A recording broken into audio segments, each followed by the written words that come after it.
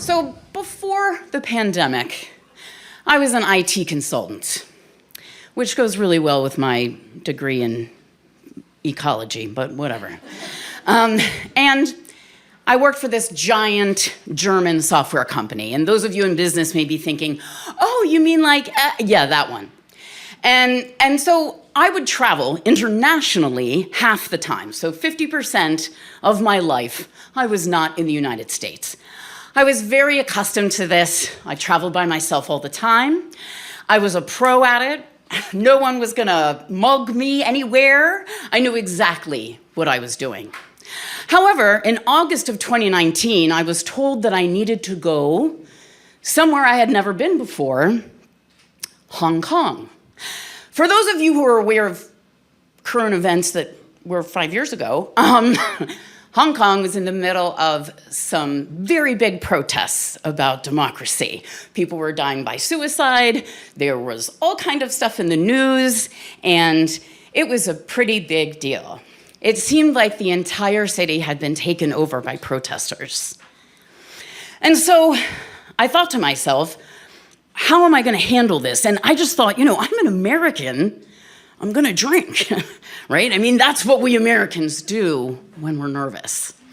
And because I traveled all the time, I sidled up to my first flight from Philadelphia to Boston, slid into my business class seat, and ordered a few glasses of champagne. Well, for me, that's very drunk because I'm a lightweight.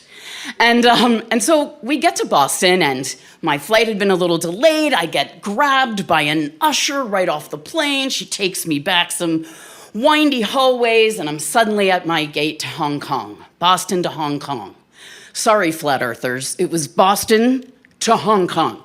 Anyway, I get there, and they just are starting to board. So I think, oh, no problem. I get my ticket, I get into the Zone 1 boarding, and I'm one of the first people to board. And they say, oh, we're sorry, you do not have a valid boarding pass. You're going to have to step aside. I'm like, oh, all right. So I'm like, still half drunk, trying to focus on my boarding pass. What the hell's going on? And I'm thinking, well, no, that's the right flight, that's the right person, I don't know what's going on. So I stand there, and Zone 1 boards, and then Zone 2, and then Zone 3, and then Zone 4, and then there's no more overhead space, and I have had it. And so, I guess one of the good things about that situation was that I, for one of the very, very few times in my life, could pull rank. I traveled a lot, right? American Airlines knew who I was. I had my own special phone number to call if there was a problem. So I'm standing there waiting, and I finally say, excuse me, I need to board the plane. They come over, oh, so of course, you get someone who's typing way too many type keys to be valid for what I'm trying to do. And they're like, oh, that's not gonna work. Oh, this isn't gonna work. Oh, that's not gonna work. And then they kind of look at me, and I'm like, well, the boarding pass that I have seems valid. How about I just get on the plane? And they were like, all right, okay. So I start to walk down the jet bridge, and I'm walking down and suddenly hear, she's not valid, and like these thudding footsteps like coming behind me. So I'm like wobbling, wheeling around, trying to look at this guy. And he's like, you don't have a valid boarding pass. And I was like, well, that's actually not my fault. And so at this point, guys, gals, and binary pals, I'm looking at this guy, waiting for him to give me my valid boarding pass. And of course he does not.